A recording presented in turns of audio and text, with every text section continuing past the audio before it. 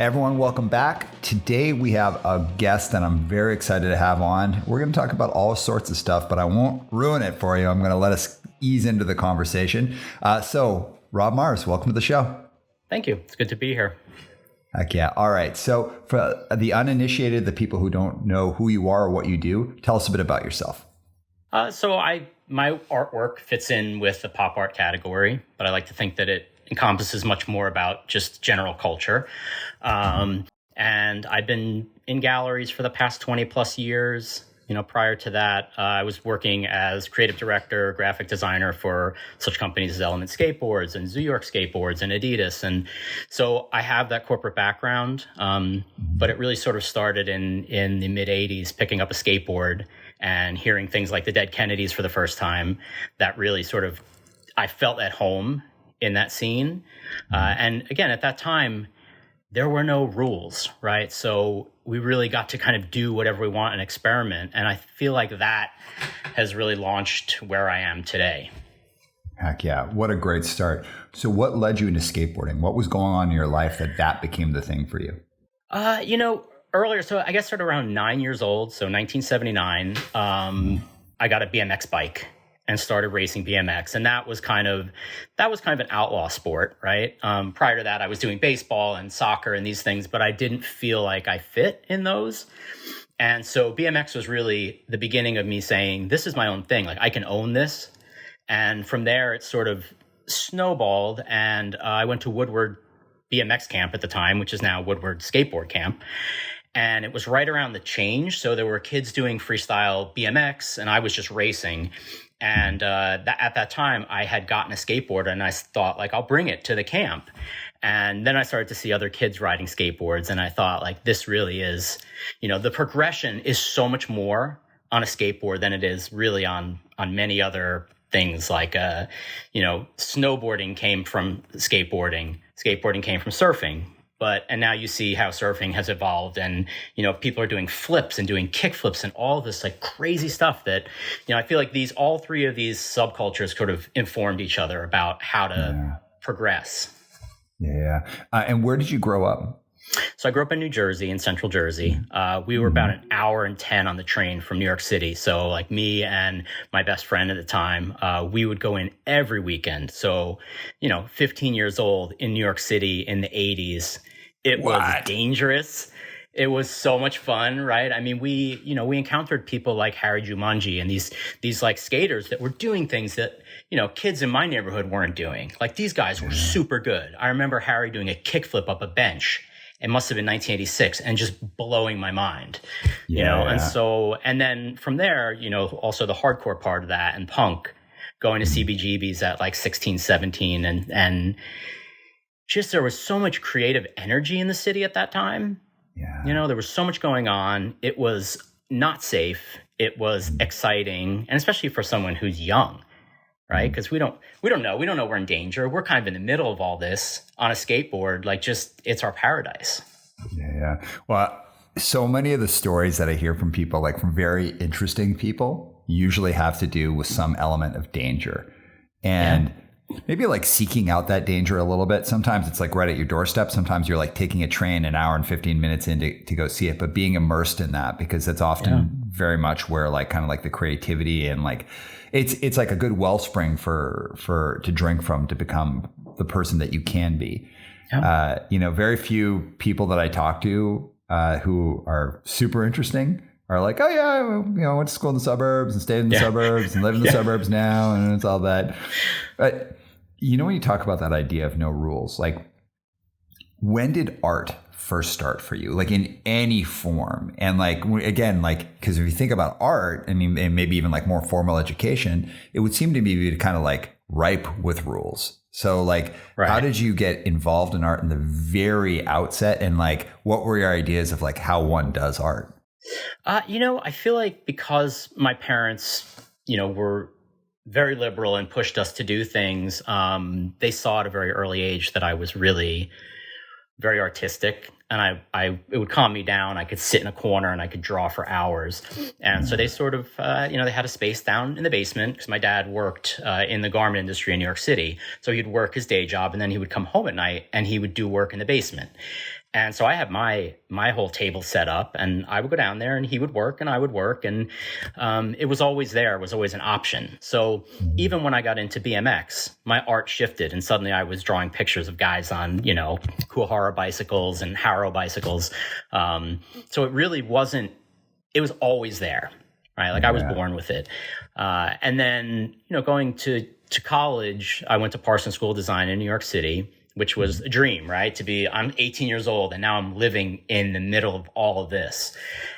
Going off to the city and being immersed in art was really just an amazing thing. But my parents said, listen, the art route it's difficult, right? It's not a regular job like most people have. So you really need to think about that. And so I sort of veered where I was going. Instead of going to school for fine art, I went for graphic design and illustration because I felt like once I get out, I really do kind of want to make money. And so I think that was so important for where I am today because I got that corporate experience. I was able to sit at a desk. I learned how to use a computer. I learned how to do graphic design without a pen and pencil, right? It was all done on computer at that time. I guess around the late 90s, I was working for Element and I started to become bored with graphic design because there was something stiff about it, because you were sort of not connected other than by a mouse or a Wacom pen. And so in late 90s, I really started taking my time on at night and painting and trying to figure out like, what do I want to do? I was copying Robert Rauschenberg because he was kind of like my hero, copying Andy Warhol, like looking at these guys and trying to dissect what they do and why it was successful. And that was kind of led me into this other path of becoming a full-time fine artist. Oh, yeah. Well, what's like, first of all, this is an awesome story. What I really want to tuck back into so we don't lose it is that idea of that, what almost seems like banal discipline, like sitting at a desk, like learning how to be in an office, because that's an incredibly valuable discipline to learn. How did that impact your ability to do what you're doing today? So I guess starting off as a graphic designer, it's like I had a boss, I had senior designers above me, and then I was graphic designer. So a lot of that was more like grunt work. And then, I moved up to designer, senior designer, and then creative director. But I feel like having the structure in your life helps you to then go away from having structure. So there's plenty of structure in my studio, right? But there's also chaos because that's kind of how things come together. But knowing how much of it needs to be chaos and how much needs to be structure, I think is really important. Especially, there's deadlines, right? I mean, being an artist, like there's a preconceived notion that like you're an artist and you're, in the corner drunk in the morning and then you make art. And it's not like that. Like me and all my friends, that are successful artists and are doing this full time, like we're all structured. We have our day set up where we have our creative time. Then we have our time that's not so fun, which is answering all the emails and doing all of the logistics part of shipping artwork and things like that. But it's part of it, right? So at the end of the day, I own my own business, and that was the goal. Yeah. Well, and when we talk to people about leadership or we're reaching out to people, we hear a lot like, I don't know if I really think I'm a leader.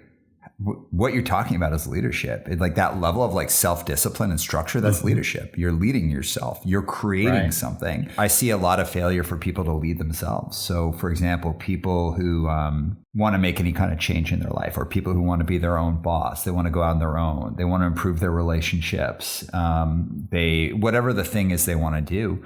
Right. A lot of those things start with self-leadership, the willingness to like create a discipline, understand what needs to be done, stick to that, understand what part needs to be a rigor, what part needs to be chaos, and how to get that proper mix. If that's not leadership, what is? Right. And I will say, going back, I think that we've all had bad bosses, right? And bad bosses show you what you don't want, but all it takes is one real good boss to show you the way and lead you to becoming a leader. So I had a boss that was at Adidas, and he was so nurturing for his whole creative team. And, he really made sure that the marketing piece of it and the sales piece of it really didn't come over mid design process and start tearing things apart off the wall. And I felt like he protected us as a team And that was a very valuable asset, right? Because there were a lot of bosses that I had that would throw you under the bus in a second to protect themselves. I always felt like, when I got into a leadership position, like, you protect your team, that's yours. These are the people who you need to nurture, and you need to make sure that they're spending most of their time being creative to get the best work out of them that they can do for you. And again, like, a lot of that also is a little bit of babysitting, clean up your desk. Like, I feel like now that I have kids, not now, it's been, 11 years, but having kids, it's kind of the same thing. You're like, clean up your room. Why is that on the floor? Don't do that. But at the same time, there's a language to get that across, right? Mm-hmm. And if you learn that language, you can communicate effectively, where a lot of people just like to yell and, do this. And that, to me, is, especially for a creative team, that doesn't work, right? Because creatives need to be nurtured. They need to have gentle instruction. And so much of it was just learning that. Like, when I worked with New York, like, I replaced Kimu Meyer, who's like a big deal, right? Grotesque. He's like huge.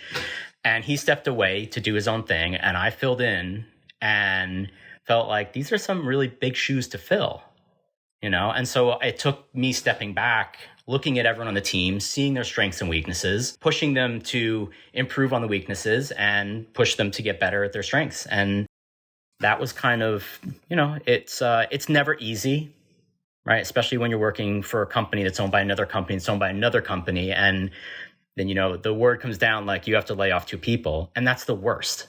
That's the worst for any boss, because firing is different, right? If someone does something and you need to fire them, it's not fun either. But when you have to lay someone off, that's hard to look them in the face and be like, listen, there's nothing that I can do. This has just come down from, the top, and it is what it is. Going back to that voice, we were talking about, like, it kind of takes a very specific voice. One of the things I really encourage people to think about is, like, what voice do you use with yourself? And not like, maybe when you're talking to yourself in your house, but like, what voice do you use with yourself when you've screwed up? Yeah. Or when you're trying to motivate yourself, or when you're trying to, kind of like go to that next space and trying to stretch yourself. I talk about the idea of negative motivators and positive motivators. And there's nothing wrong with negatively motivating yourself, like, because you doing something because you don't want to fail versus doing something because you want to succeed. Right. What might work for you internally, you should carefully govern before you bring it externally towards other people. And one of the biggest challenges that I see for leaders, especially leaders who didn't go through any kind of training, which very few leaders do, is that their only voice that they have is their internal voice. And that internal voice usually has come from how they were raised from their family. Right. And that transition from internal to external can be terribly messy, create a lot of pain and suffering, especially, as you said, like some industries, it's like there's kind of a little bit of different temperaments, not to overly generalize, but there can be different temperaments from different industries. Yeah. I definitely agree. All right. Question for you though. Yes. So you came up in the punk scene as well. Mm-hmm. What was the first show iconic show that you can remember going to? There were a lot of local shows, but not so much going to a show, but playing a show. So I joined the band Crucial Youth back in maybe 1987. I think it was 87 or 86, maybe. I was still in high school, and they were all local guys. And so my first show was with Uniform Choice. Get out of here. At the Anthrax Club in Connecticut. So, and there's a really funny story actually surrounding it. When they played Screaming for Change, the bass player for my band picked up pennies and nickels and threw it at Pat Dubar.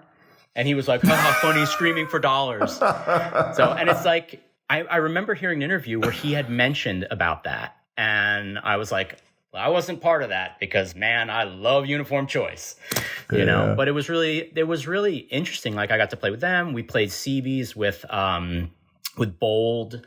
Where else? We played up in Buffalo with Dag Nasty, Pete Kortner era. Mm-hmm. What else? City Gardens. We played with Bad Brains, Ignition, Murphy's Law, Corrosion of Conformity.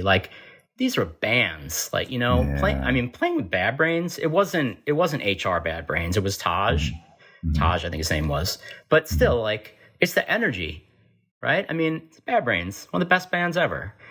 Yeah. And, but I definitely, once I got my license, me and my buddies, we would be up. We would do CBs on Sunday, and then normally the bands would come through. They would do either like Rutgers. They would have shows at Rutgers on Fridays or Saturdays. So we would do a full weekend and just drive wherever it was to see these bands. And it was like, you know, and I'm sure that for kids today that exists for them. But I think that time was so special. You know, I remember seeing, it was early January, and I went into the city. I was on break, and No for an Answer and Chain of Strength came through. And I saw those guys going into Venus Records, and I was like, ooh, like total fanboy, you know, because they're total California. They were like tan with bleach blonde hair, and you know, everyone's miserable. It's freezing out, you know. And I just walked in, and I was like, oh my god, you guys are Chain of Strength, and like super nice. Alex was like the nicest guy, you know. Shout out to Alex Payne. Yeah, I feel like there was just such camaraderie at that time in the scene. You know, and I don't know, like today, like, sure, if Judge comes around, I'll definitely go see them. I'll be in the back because I'm 52 years old and I'm not. Heck yeah. I'll be beside you. Yeah. So I would definitely go see them without a doubt. But it was magical back then. You know, it was all new. Yeah.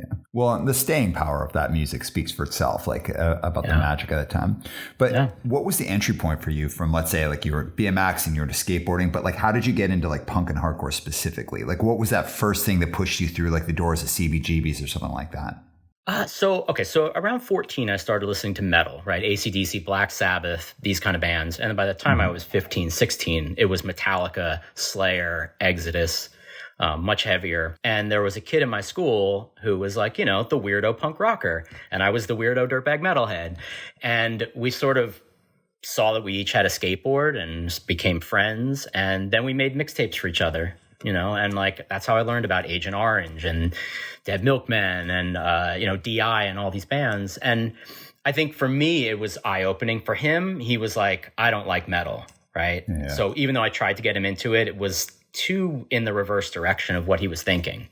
Yeah. But for me, like that introduced me to a whole new world, you know, and my record collection just grew and became massive. And we'd go into the city and try and get all the colored vinyl. You know, there were certain record stores that like Free Being Records where you'd have to go through every single bin, but every once in a while you'd find like some crazy first pressing of something that, you know, was $1.99. And you're like, don't let this go, you know?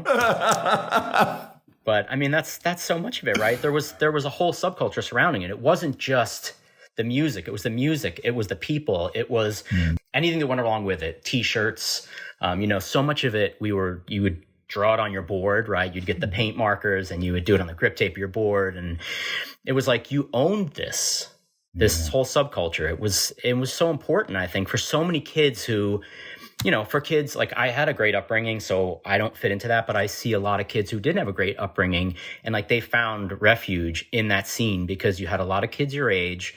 These kids weren't doing drugs. They weren't doing anything that was really illegal, skateboarding, yet not really. And it was something that was like their second family. Yeah. So when you went and like you went to school and you entered into the corporate world, is there anything that you brought from punk and hardcore that hurt you when you started working in the professional world? I would say no, because really my first job out of college, I worked for a small like ad agency that took runoff work from the bigger agencies. And it was a bunch of older guys that listened to Rush Limbaugh all day. Like they were super nice, but I didn't ever want to listen to that.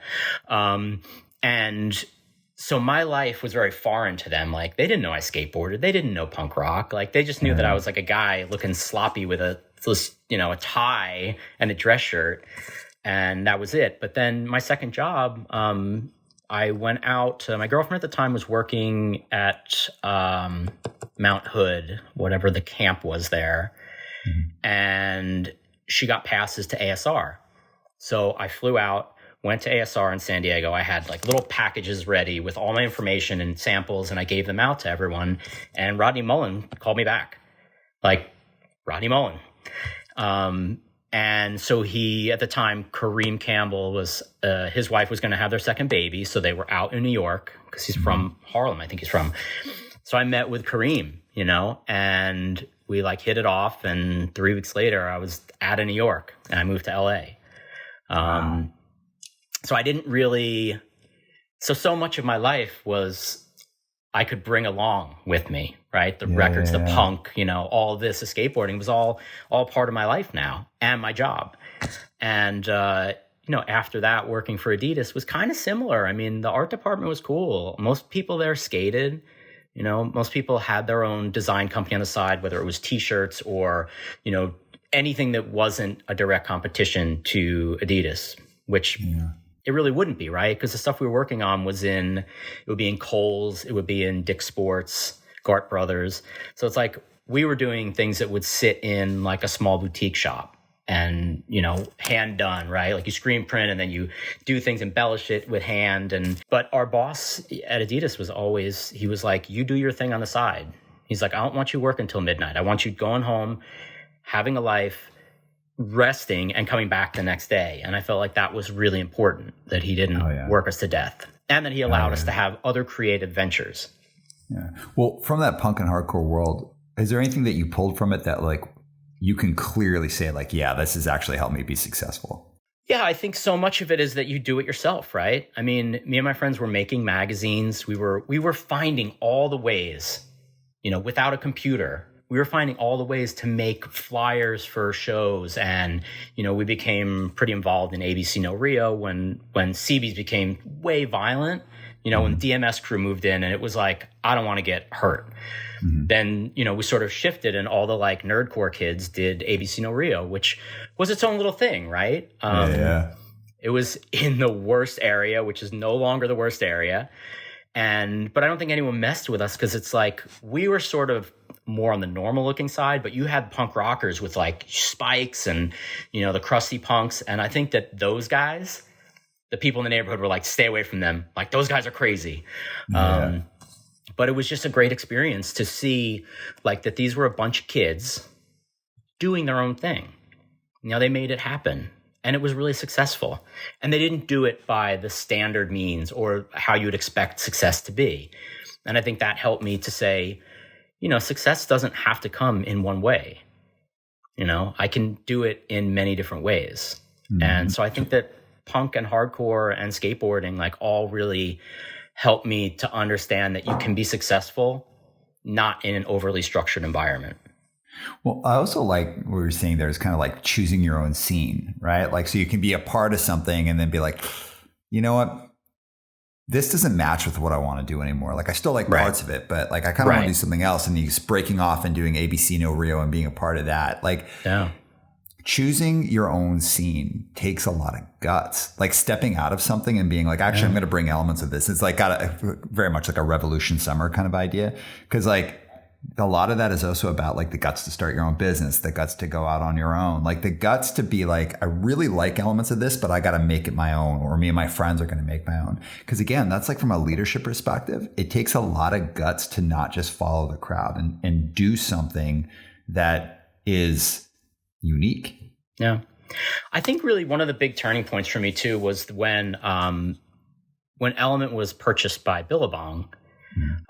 They were going to leave. I had pushed so hard to continue being the creative director for Element, but and because of my track record and everyone knew that I could do this, he had to have bargaining chips. So Johnny basically said, you're going to stay behind and be the creative director for Giant as a whole. And I'm like, but that's not what I want to do, right? Like I pushed like Element is the brand that I love. Like Black Label's fine, New Deal's fine, whatever, but that's not what I want to do. And at that point I said, I'm going to leave.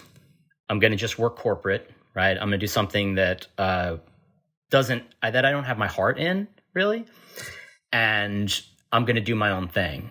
And I remember saying to myself, no matter what it is, it's something that I made. So if it's a failure, it's my failure. If it's a success, it's my success. But regardless of what happens, it's still mine, And I think that's where I really started to take ownership over the business that I wanted to have. Hell yeah. And I love that. Before we go too far down that, let's stick a little bit with working in like that, the skateboarding industry or like that, like any of that kind of industry. What was it like for you? I guess like Yeah, we'll start with what was it like for you, like kind of being immersed in like that world where you're that beautiful middle ground between like high-end athletics, like incredible athleticism and creativity, and then also being a part of representing that on a skateboard for an audience, because that's like an incredible position to be in. I'm very lucky that I got to work in the industry at that time, right? World Industries, so that's where I went to work for, was World Industries. It was as World Industries was shifting, they got a CFO, right? That's crazy. I have a CFO at a skateboard company. But at the same time, you had all of this chaos going on because Big Brother and Blunt Magazine were still under the roof of World Industries. And so, at any given day, you'd have, Mikey LeBlanc or, whatever, Jeremy Ray coming in. And it was hard to work and focus because you're like, I want to know that person better because I know them from magazines, but I don't know them in real life, and getting to know someone like Jeremy Ray, he's like the sweetest guy, and sad enough, his brother passed away last year, Jonas, but just to get to know those people, it was kind of chaotic, right? I mean, there was always just nuts things going on because it was before Jackass, but BAM was doing CKY and Big Brother was doing their videos. And, you go to these premieres and everyone is just wasted and high and like going crazy. And it was like, that's not exactly my scene, So I was always like quiet and just sort of sat in the back and observed from a distance. But I think it was so important to be able to work for a company like World Industries in such a pivotal time where, prior to that, Steve Rocco was like, we have a chef and the chef comes in every day and makes food for everyone and all these things that were extravagant. And then they hired the CFO, they hired Frank Messman, and he was like, no, this is all getting cut. Like, this is not part of how you run a business, And to see that transition, but still, it's, still see that there's kind of some punk aesthetic to it. There's kind of some like, some lawlessness still.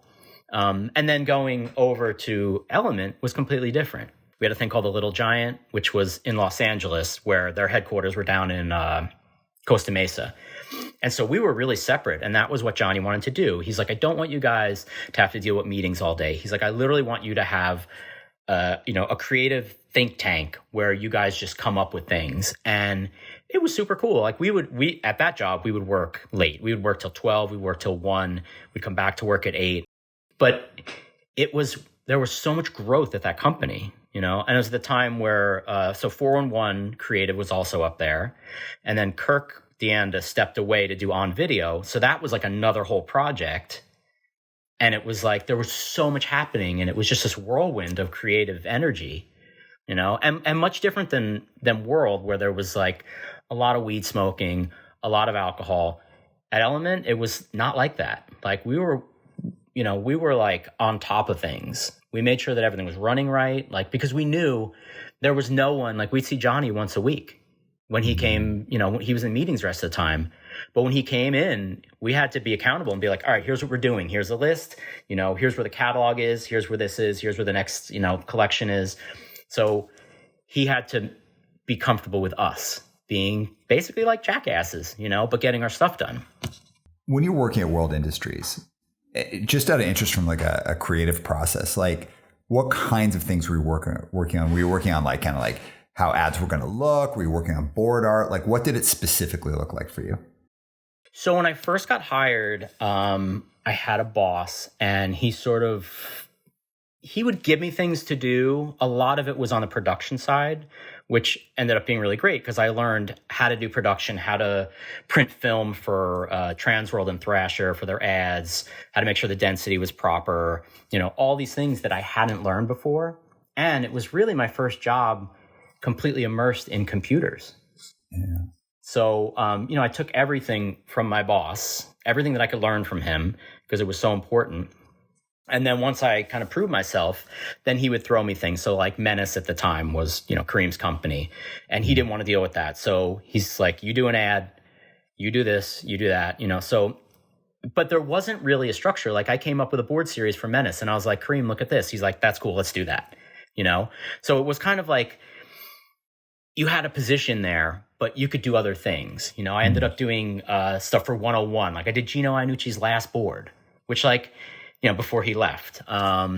And then of course Action started up, right? So Kareem pulled me in and he's like, I'm going to start a shoe company called Action. I want you to be the guy that does everything, everything that's on a computer.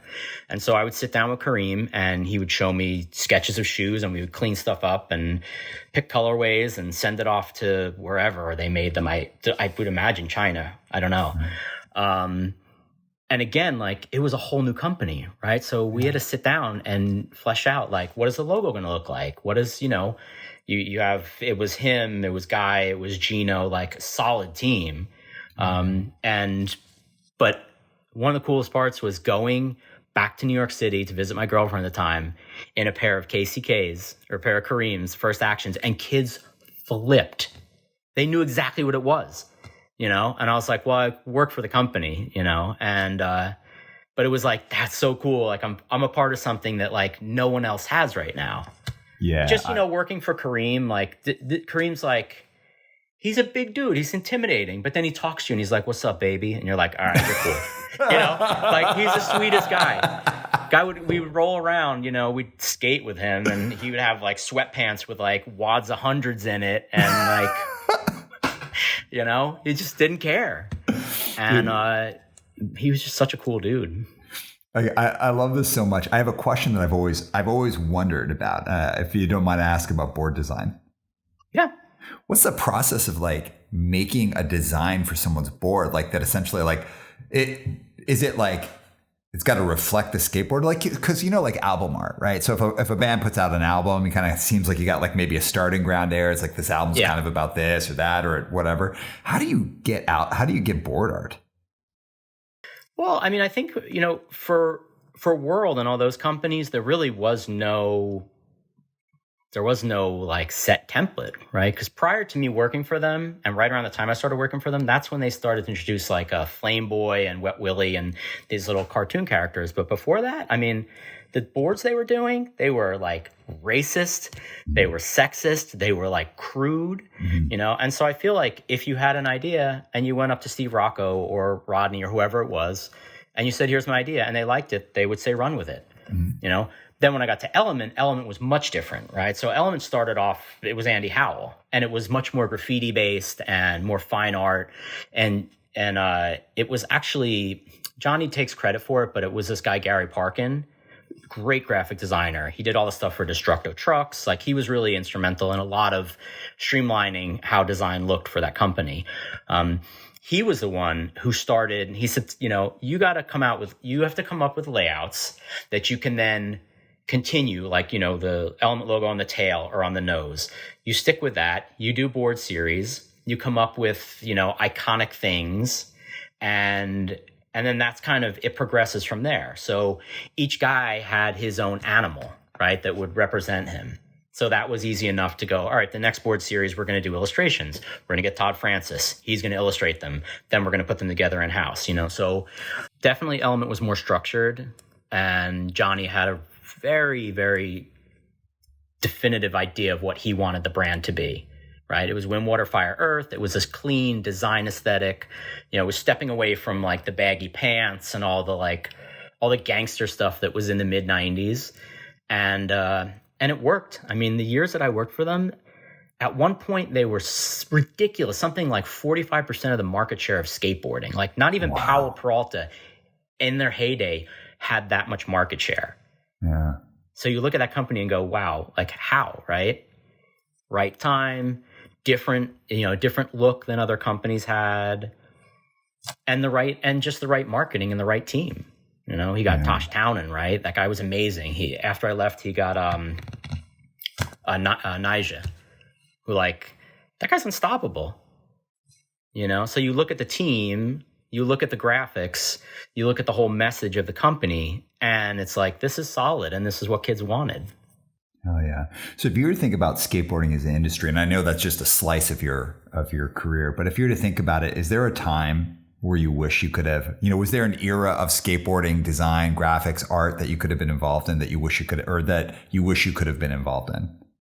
Just before I started working for them, right? So like I would say, really to me, 1987, 88, 89, before the Real Little Wheels came in, that to me, like the VC Johnsons, Santa Cruz, like if you look back at that era, that design and that illustration at that time is still relevant today. Totally. So much of what I think about in my art is, obviously I'm looking at things from the past and sort of determining like why they're important today. But I look back at those graphics and it's like, it was just right time, right? The right energy. You had the right creative talent. And, if you look at the people that came out of that industry at that time, like the Ed Templetons, like these guys, Mark Gonzalez, I mean, there was no end to Mark Gonzalez's creative energy. I saw him. So he moved to New York in, I would say 1990, maybe. And so me and my friend Steve, who owns Five Borough, we would see him out and we were like, it's Mark Gonzalez, And he'd be doing like the wackiest things. Like he'd either be like drawing in a book. And one day I was like, what are you drawing? He's like, oh, it's the flag for the New World Order. And it was one of his ghosts. And I was like, what? But it's like he was on a different level than the rest of us. Mm-hmm. And then you see the way that he skateboards and the way that he like rides a bike and the way that he walks and talks. And you're like, no, he's like, he is his own human being, right? You have Mark Gonzalez, you have Neil Blender, Jason Jesse, like these guys, like they didn't care. They didn't care to fit in, right? And because they didn't care to fit in, they made something that was different. Mm. I mean, if they wanted to be successful fitting in, they probably could have done that too, but they chose a different path. And that to me was so interesting. Yeah. And, this plays out in like, basically it plays out in everything for me. It's like, from my perspective, like you're going to have like kind of initiators, people who create things. And then you've got innovators, and like being an initiator and an innovator, like, yeah, I guess you can do that. But like, you've got people who start things like, kind of like create street skating or create ramp skating or create like hardcore or create this or that. But then you've got those total game changers, and those game changers, those innovators are typically wild people. They're so different. They're so unique. Mm-hmm. And maybe the people around them or the generation afterwards can like be a little derivative of them. But when you get to like third generation derivative or second generation, third generation, it's like the worst. And one of the things that I find boring about music, and I'd say that's the place where I can comfortably speak about this, or even actually like leadership material or training or any of that, is when you've got people who are just like aping stuff from like, well, no, that's someone else's idea, that you're like the fourth generation of people that are like writing that riff or doing that song or giving that idea. And it's so boring. Why don't you innovate or go out and get fresh ideas from somewhere else and try and bring them into this culture? Yeah, no, I agree. And I think also, if you hold things at bay, right? Like, I feel like to be a great musician, you have to listen to everything from Taylor Swift to, black metal, right? You have to hear it all to understand like the breadth of music. And then you can pick and choose and say, like, I like those things, because look, Taylor Swift is a great songwriter. Do I listen to her? No, she's not my type of music, but I certainly understand how important she is to pop music. It's sad to see people who can't come up with fresh ideas. So in the art world, there's plenty of people who kind of like copy what I do. And with that being said, I'm sure that prior, there were people who thought that I was copying them because we all come from somewhere, right? And so if you take a little hint of something here and there and someone says, that's mine, I've created that, that's not fun. But if it's part of the growth of the creative process, I think that that's fine, because no one just comes up with ideas in a vacuum, right? So if you're playing music, what do you start with? You start playing music with, doing songs of the bands that you like. And then from there, once you become comfortable with how your instrument works, then you can sort of move on. That's the same way with art, but if you get stuck, if all you can do is copy somebody, then you're always 2 steps behind them. Totally. 100%, man. And like to keep it in the hardcore idea, like Walter Schreifless, the Gorilla Biscuits LP is such a unique record. Yeah. And you could try and ape that, but you're just going to create, every generation that tries to follow that record is just going to put out a worse, watered down version of that. I want to understand why it's great. And I understand why it's great by kind of understanding like what are the things that would have influenced Walter. Like Walter's a 1 in a million songwriter, but there's a lot to learn from the process. So rather, I think it's cool to learn his songs, but to just try and like ape those sucks. But to understand why or how he wrote those, that's cool. There's something to learn there. Yeah. It's funny because it was Tim McMahon was talking about that recently. And he was saying like, when that record came out, because I think it's easily 30 years ago, right? 30. Yeah, it's easily 30 years ago. Maybe more. That's crazy. He's like, I know. When Start Today came out, everyone's like, you're going to hate this record. You're going to hate this record. And because it was so different, right? It starts off with horns. It's got harmonica, like all these things that like, no way, right? But then when you break it down, you're like, no, this is absolutely an amazing hardcore record because it is a hardcore record, but it breaks boundaries. Yeah. And then you look at what he did. He did Moondog, and Moondog was super good. And then that shifted into Quicksand, and Quicksand's still around and still touring, and their new album is great. He's definitely all of them. I think Civ was great. I think, that whole Youth Crew movement was so connected to one another. And like to talk about like an initiator versus an innovator, like initiator, like Youth of Today would be like an initiator, right? So like, SSD and all those bands that were like hard. Youth of Today kind of like initiated like that whole youth crewy kind of thing. And of course, like Youth of Today is one of my favorite bands. Yeah. But Walter was an innovator, right? He changed is because Quicksand is unbelievable, right? But like constantly innovating, and there's nothing like being an initiator is crazy. Like Youth of Today is like unreal. Oh yeah, and I love Bold, but like Bold were kind of like clearly deeply influenced by those guys. Gorilla Biscuits stood on its own, 100%. Was a part of something, but was its own thing. Yeah, from the very beginning, right? From the tracks they had on the Way It Is, to then the 7-inch, to then the record. I wonder what, like if they didn't innovate from the 7-inch, I wonder what that album would have sounded like. I'm sure I would have liked it, but it wouldn't have been a game-changing album. Right. Like we wouldn't be talking about it now, like in this way. Yeah, because it would have followed what they had started with the 7-inch, and it would be just another record, And like you said about Bold, so like where I live is 15 minutes from Katona. So like, John Porcelli grew up there, and Bold and all those guys. And then Capo was up in Danbury, which is like 10 minutes north. And so it's like, this is their stomping grounds, And so I'll meet there's a woman in town, and we were talking, and she said, oh, I went to John Jay. And I said, do you know John Porcelli? She's like, who are you? And I was like, I'm an old punk, I'm an old hardcore kid. And she's like, oh my God, And I'm like, yeah, like you can't mention, K-Town Mosh True Pride. Come on. And because of her age is the same as my age, and their age is the same, like we all grew up in the same time. Totally. Totally. Okay. So like going to like your very specific, like what you're doing today and your philosophy of how you do it, like being an artist of any kind.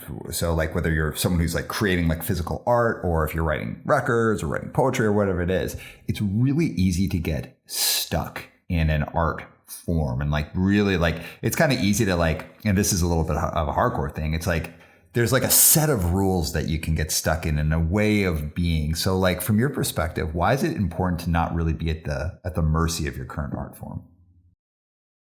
So I have a couple of thoughts, right? I think once you get into galleries, so I have like multiple galleries around the world that represent me. So if I was to change drastically, I don't think that they would respond well, because then they have to go to their clients and say, look, this is totally different than what he was doing.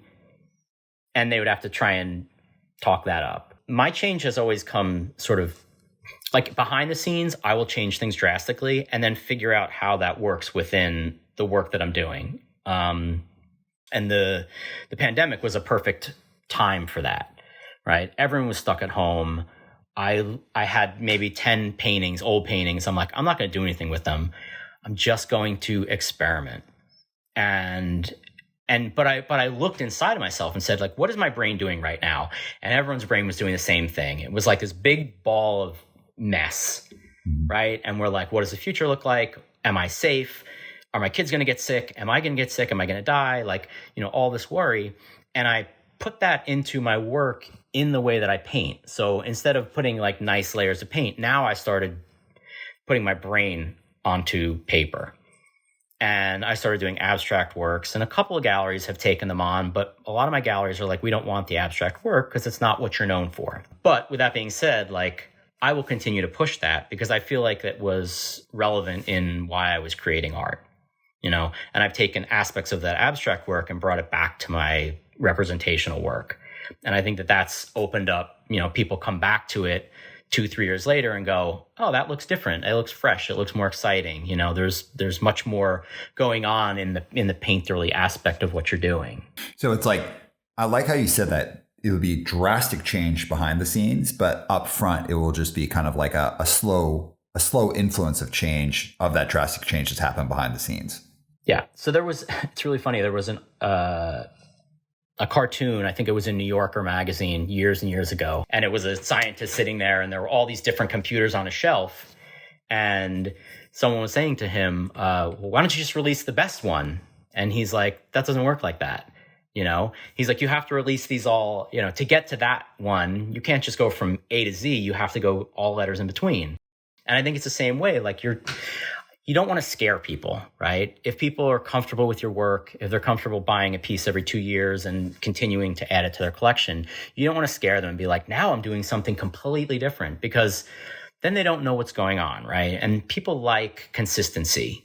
Mm-hmm. So if you can sneak change in there in small ways, and they don't even realize that 3 years down the line, the work has changed drastically, but it's happened in little steps. You know, so that they're comfortable with understanding it, you know. And I know that a lot of people don't like to talk about artists as like having brand ID and having a brand DNA. But one of the big things going and working for New York was this brand DNA. And to get that job, I've never interviewed like this before. Like, I basically designed their fall season, like start to finish, not with actual pieces, but with, you know, with boards showing what each of the consumers would look like. You know, where would they spend their money? Are they spending their money on a really expensive jacket, or is it on their sneakers? Or, you know, because kids don't have $600 to spend on things, so they're going to try and look their best with a budget, you know. And I think that art is no different. Like, this is my brand and I've made it. So for me to suddenly come out with something that's completely different, I think people would, maybe they would respond to it, or maybe they'd be put off by it, but they would feel uncomfortable about it because it's so different. It's funny that we're talking about that, especially how you said like, hey, you know, people don't like to talk about things like that. And I don't want to say it's right or wrong to not like about that, but so my background is as a therapist, and I worked as an addiction and mental health therapist for like a decade before I moved into what I'm doing now. Yeah. And just that like psychology of like what's a cool thing to talk about versus what's not a cool thing to talk about is always interesting to me, because like from a pragmatic space, it's like I want to create art that's going to be consumed, and like consumed doesn't necessarily mean bought. Like, of course it's good if someone like buys a record, exactly.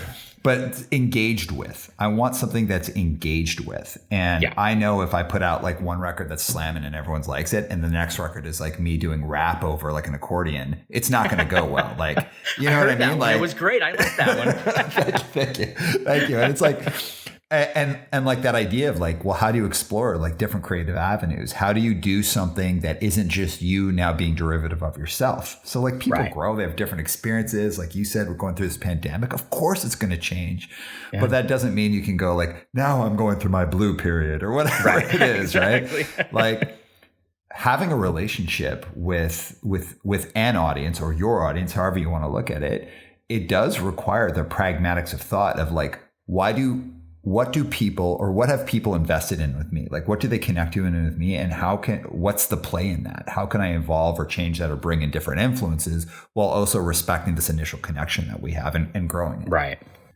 Like, I think that's a beautiful conversation. I do too. And I think that there's something, like I said, there's a lot of people who do Marilyn Monroe, who do Audrey Hepburn, right? Because it's so easily digestible, right? Because these were glamorous stars from the past. But I think it needs to be a deeper conversation as to why, right? So when I think about it, I was born in 1969, the very tail end of those 2 decades that were so influential. So, and they were a mystery to me. So going back and getting Life magazines and doing research and looking at like what things looked like in 1950, in 1960, in 1967, the world changed drastically in the 60s, right? You had assassinations, you had turmoil, all this stuff, but out of it, there were plenty of things that were really beautiful that came out of it, and that's kind of what I want to talk about. If you look at my work and you look deeply and you see little bits and pieces of collage, like, sure enough, there's things that are in there. JFK's assassination, RFK, Malcolm X, these things, because those are important things. But I don't think people want to be bombarded with assassination. Like, it's not something you want to put on your wall that gives hope. It's a very small subtext of the work. But the majority of the work is talking about, like, why, right? I mean, when you think about it's right time, right place, obviously someone like Audrey Hepburn was just a fabulous person. In every way. She was a great actress. She could sing. She could do all these things. And then in her later life, she, took that and was philanthropic with it. Mm. And so that's why she's great, but just in looking at it and looking in today and seeing that there are people today that have similar qualities and do great things and are super talented. But there's also a lot of people who aren't, right? I mean, if you look at the Kardashians, like, they're the top of the food chain. Mm-hmm. But like, why? Like, what do they have to offer, right? Nothing of value. And so that all goes back to like Instagram, right? And you were talking about engagement. That's the one thing to me, is that I love engagement with the people that like my work. I don't want emojis. I don't want that. That's like, give me something, right? Like, I don't need 70,000 followers. I see these people with all these followers, but there's no engagement on their page. And to me, it's about having that honest engagement, having that honest conversation and having solid concepts behind what you do. It's interesting to me, like, around social media, because I mean, social media is like, obviously people talk about it all the time. And it's like good, bad, crazy, all this stuff. I don't know if I don't have an answer for this. I don't know if it increases creativity or stymies creativity. And I'll give you an example. Patrick is across from me. He's giving it a thumbs down. He's saying it sucks. Okay. I know through social media, I get access to a whole bunch more stuff, but it's that kind of like paradox of choice. It's like, it's just too much stuff to go through. So I end up going back to what I know already. But I also know that through social media, like, my ideas can be put out there a lot, but then everyone else has like paradox of choice. And the thing that I think, at least for me, there was a period where social media made me less creative, it made me risk adverse, less creative, more sensitive to criticism, and like basically like afraid to put stuff out there. And then also made the stuff I was putting out much more uniform. Right. Until I hit a point where, and not that I don't give a shit what people think, because I totally do, but more so like I gave whatever my process is of doing stuff for my company, like with work or whatever, it's like my own belief in what I was doing, kind of like believing my own shit, way went over whatever feedback I get from social media. I totally care about getting real feedback from people, 100%. Give me critique. I want to hear it. I want that kind of stuff. But I will engage with critique. I won't engage with complaint. Because complaint is just like any clown can complain. Exactly, right? Like, I've had people come to me and they don't post it on the comments, which I appreciate, but people will come to me with something like, hey, this, and this. And I'll always respond to them if it's not ridiculous. Like, I had someone that, I don't even know why they did it, but they emailed me through my website, and they literally said, your art is dumb, faggy, stupid. And I was like, okay, so first of all, you can't put a sentence together. Obviously I'm not responding to you, but like, what goes through someone's head? Because I don't think that there's anything in my artwork that's too offensive to people. It's kind of it's a documentation of things, it's things that happened. It's factual, it's past history and present history and why they come together. But again, like, you can't help what someone wants to write to you, and I guess that's, going back to hardcore. Hardcore is an aggressive music, right? But the general tone of bands like Youth of Today is a positive tone, right? It's like, we stick together, we stick up for our friends, we have positive social values.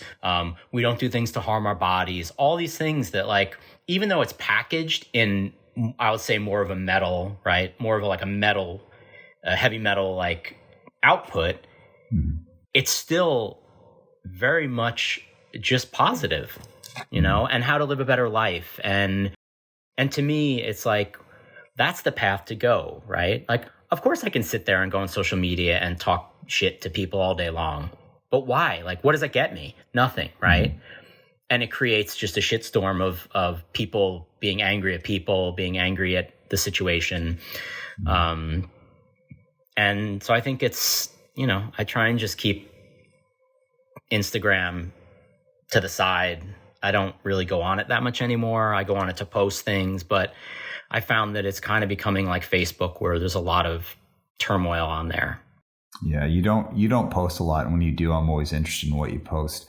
I'd say, like, all of that engagement, it's because it's like lazy thinking. And, like, it's easy to post something online and to engage with people online. It's easy. It's like right at your fingertips. Right. And it gives you that, like, instant payback because you're, like, involved in something. And it can also, like, trick you into thinking that you're doing something important. I mean, this is like a total rabbit hole, but I'd just be like, I've got a good friend who's, like, very political. Like, I think, speaking to you, I'm sure we're, like, very politically aligned. Like, I'm a super left leaning, like, really totally. Left person, like, very progressive.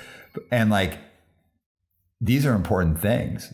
I've got a friend who's, like, very, very much that, but talks about it online constantly. And, like, to him, that's the political work, is doing it online on, like, Facebook. Right. And we were talking about it. I was like, homie, you've got, like, an audience of, like, I don't know, like, whatever, like 1,000 people, whatever it is. They all already know what you think. Like, what's the thing? Right. Like, what do you think And most of them probably achieving? think the same way.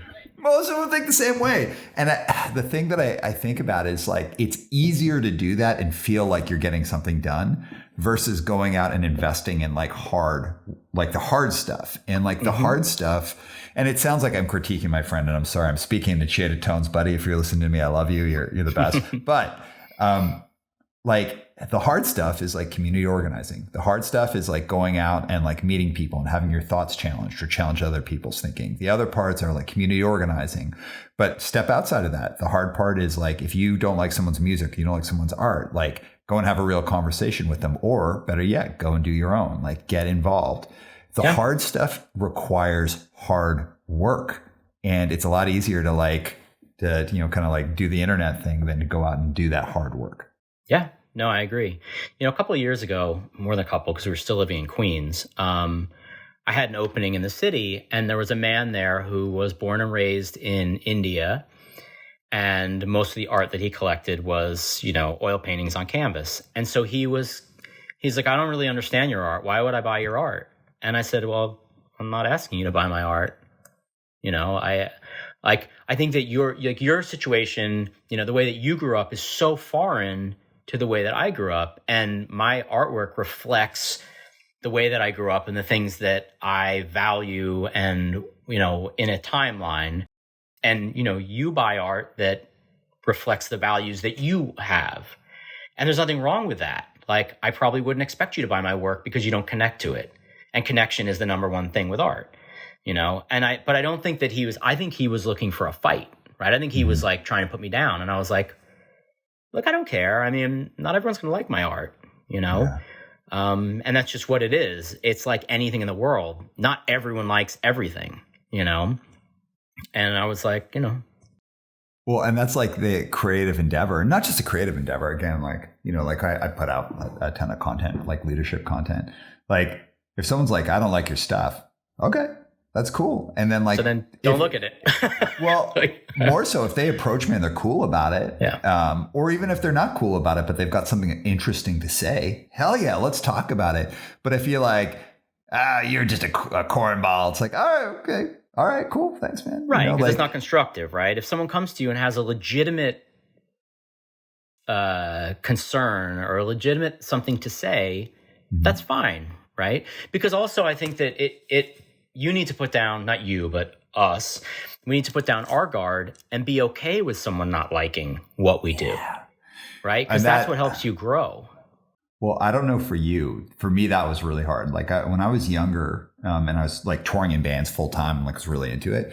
I wouldn't be mad if someone didn't like my band, but I really wanted people to like my band. And if people didn't like my band, it was really like and even if I knew they wouldn't like it, it's almost like I just wanted you to tell me you liked my band. You know what I mean? Like just tell me something nice. And I realized at that point, it's like, maybe I'm not cut out for this. And it wasn't that I wasn't cut out for it. It was that I wasn't settled enough as a human being to be involved in artistic pursuits. Right. One thing I say to my kids, because they're creative, they're also technical, and, they like things like engineering. And they're always like, "You're weird, Dad." And I'm like, "Yeah, I am. I'm probably the only 52-year-old that like really loves Supreme." But the reason I love Supreme is because in '94, like I was there when they opened up. So it's like that has a connection for me. Mm-hmm. And I always say to the kids, like, being weird is not bad. It's actually good because it means you're doing something different. You're doing something for yourself, and it doesn't, the outside influence might not be there. It might be something that you're just thinking, this is who I am, So I always tell them, like, don't ever think if someone calls you weird, don't ever think that that's bad. Even if they mean it to be bad, like, take it as a compliment because you are weird. We're all weird. We're humans. Hell yeah, absolutely. And I think that's a lot of it is taking something negative and flipping it around to being constructive. Yeah, and letting that fuel you. Now, let's get into a couple of pragmatic things as we're heading a little bit closer to the end. So you'd mentioned earlier, I thought this was such an interesting thing. Like if you were to drastically change, like the galleries that you work with would almost have to like go out and populate that in advance to your audience. And it immediately made me think, like, what if Warzone had that when they did that third LP? What if they just had people like going out to the masses and being like, "Listen, you're about to hear a different Warzone. Let me tell you about it." Yeah. Maybe things would have gone differently. But what goes into developing a relationship with a gallery? Like how do you build that and maintain it? So I'll give you a good example. So the gallery that I just showed with in Australia, he contacted me 10 years ago. And he's like, "I want to show your work." And at the time, I said, "I'm not ready." I said, "I don't think it's the right time," because I didn't have foreign exposure. Sending crates to Australia is massively expensive. So for me, it's like I didn't have the resources at the time, and I didn't have the following at the time. And then 2 years ago, he came back to me and said, "Hey, you want to start talking?" And I said, "This is the right time. Like, I feel like I have enough foreign exposure to be able to do this now. And I do have the resources, and I do have the crate builders and all the things that I need to make this happen." And it was, so in the first place, I turned him down. He could have said, "Screw you," and not come back to me. But because I was honest about it and said, it's just not the right time, check back later. And this was the right time. So with him, it was a lot of time on the phone, a lot of, like, I'll present things that he won't like, and he'll send it back to me and say, "Hey, can we do this instead?" So it's always an open conversation. I don't like my galleries to be like, "Everything you do is great and we want it." It's like, no, that's not what I want. I want to build a relationship with you that's proper for your audience, that's proper for your collectors, because my work varies. There's stuff that's music based. There's stuff that's icons. There's stuff that's product. So, what's right for your gallery? And so I think a lot of it is just having open lines of communication to say, "Hey, I kind of want to push this in a different direction. I kind of want to do this, and let them get back to me. And hopefully they're honest in saying, like, "Yeah, I'm not 100% on that." I'd much rather have that than be like, "Yeah, make it and send it." And they know they can't sell it, So a lot of pretty much all the galleries I have, like, my phone is always on for them, no matter what time it is. I've found in the past having too close of a relationship is not a good thing. Like, so at this point, I don't talk about my family. I don't talk about things going on in my life. Like, it's strictly just business. And I found that really works well. It doesn't mean that you don't have to be cordial and talk to people about things, but I don't like to get into deep personal things about my life, because I think that sort of ends up becoming problematic in the end. But at this point, like, I'm really happy with all the galleries I have. I'm starting 2 new galleries in the next couple of weeks. So you'll see that launch on Instagram. And, again, it was a lot of back and forth and months of I'll make work for you. It's not going to happen overnight. But with new galleries, I want to give them exactly what they want. And so I'm pretty comfortable right now with the way that I'm dealing with all my galleries. So like this goes right back to the very beginning of our conversation, but something I think is like really important for people to have a chance to hear your take on is like, why is it important for artists to have a professional side to what they do and how they carry themselves? And this went back to like when you were like, I really learned this by going into the corporate world. Why is that important?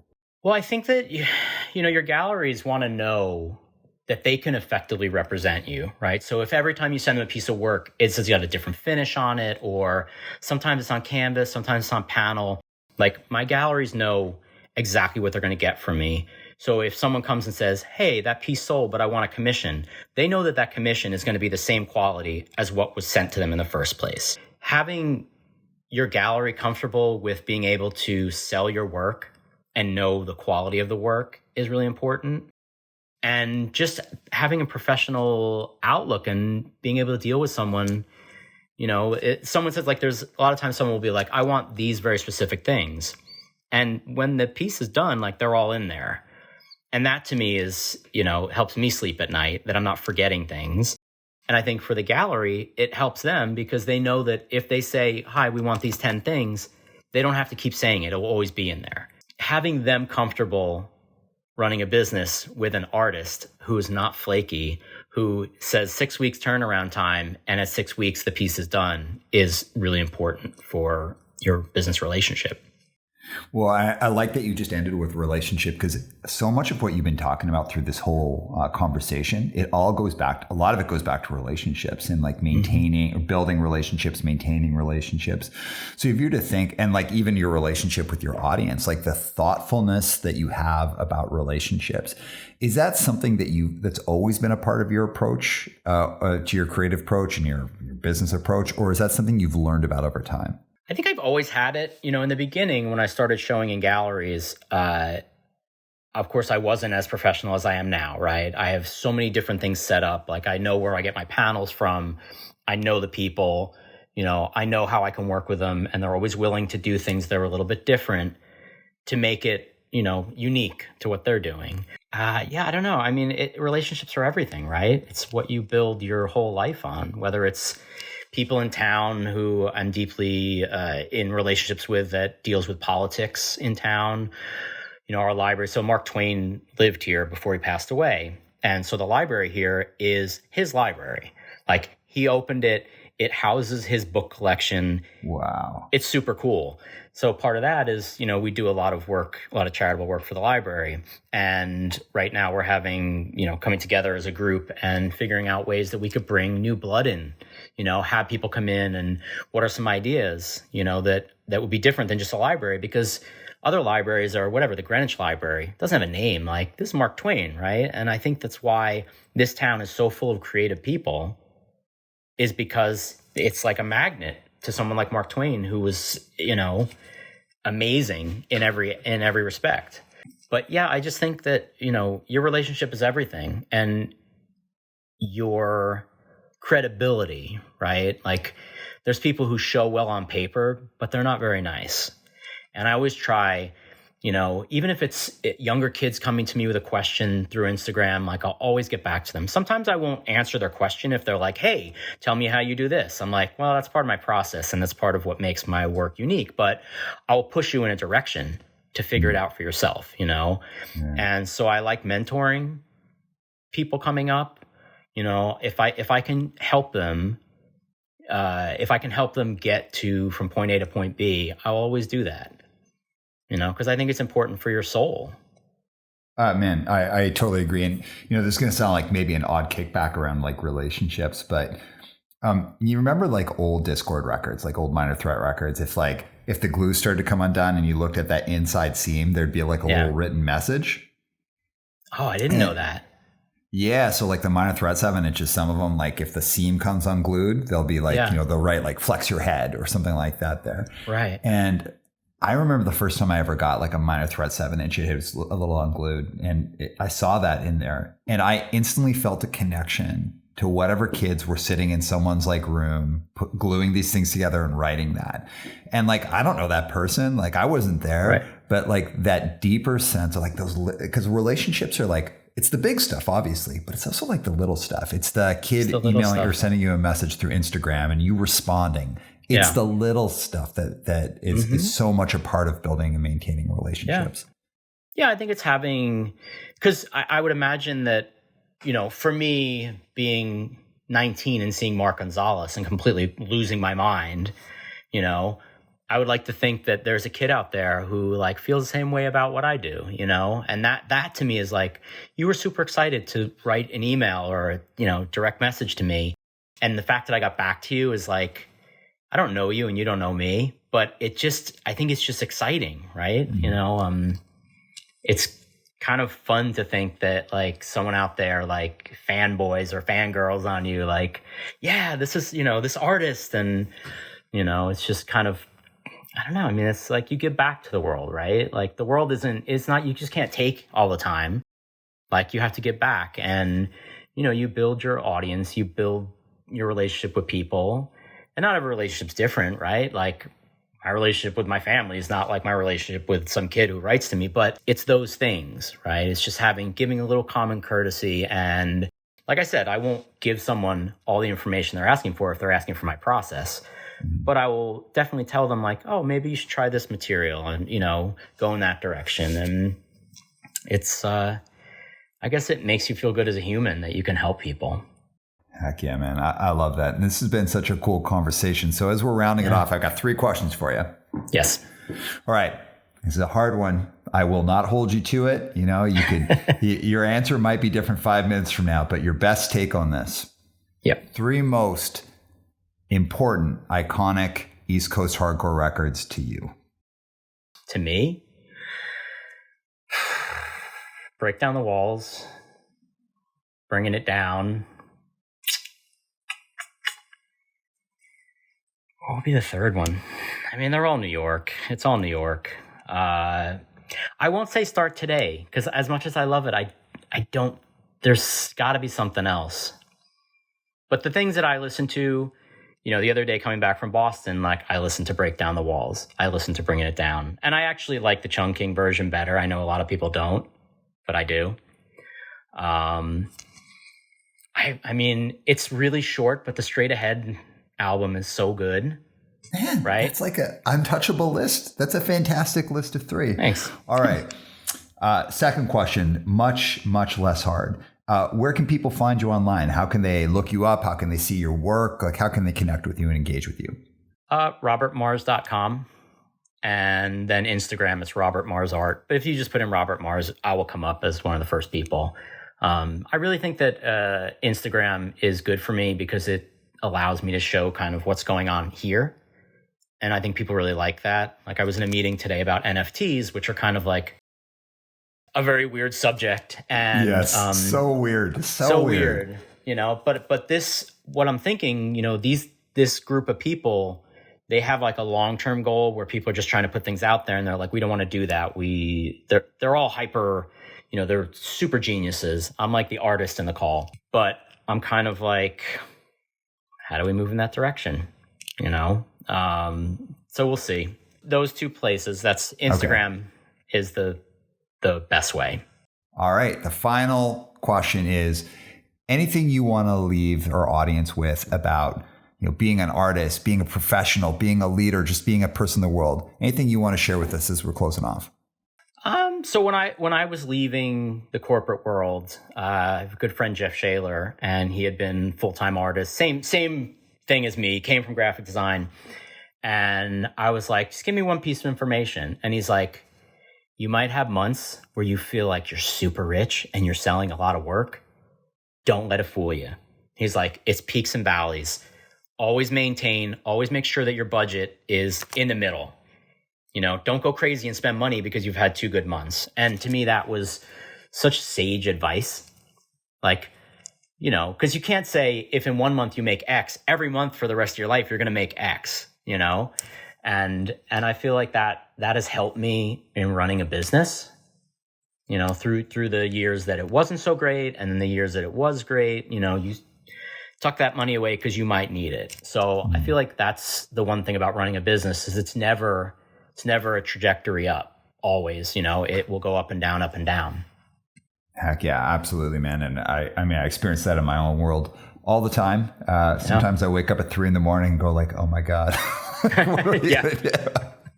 Oh yeah, man. Well, listen, this was an incredible conversation. Thank you so much for coming on. Yeah, thank you for having me. This was really great. Heck yeah. All right, everybody. I'll see you in the outro. And Spencer, drop the beat.